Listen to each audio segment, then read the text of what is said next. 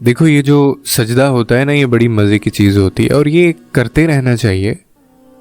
सजदा बंदगी है, सजदा अकीदत है, सजदा यकीन है, सजदा हिदायत है। सजदे के बगैर मोहब्बत का कोई वजूद नहीं। अगर सजदा ना होता तो न जाने हम अब तक जिंदा भी रह पाते या नहीं।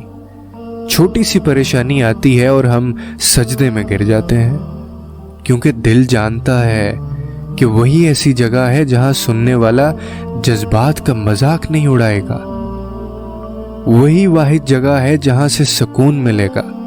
सजदा तो महबूब से मुलाकात का जरिया है, और उस महबूब की मोहब्बत का क्या मुकाबला जो दिन में 5 दफ़ा अपनी मोहब्बत की तरफ बुलाता हो। अब अगर फिर भी तुम उसकी मोहब्बत की जानिब नहीं बढ़ते तो ये तुम्हारी बदनसीबी है।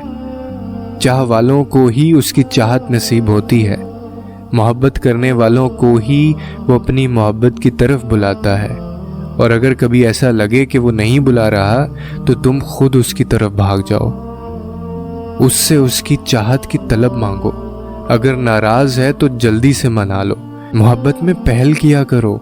वो खफा हो जाए तो खुद चलकर उसकी तरफ जाया करो और कहा करो, आप तो वाहिद और आखिरी सहारा है मेरा। आप ही खफा हो जाएंगे तो मैं कहाँ जाऊंगा।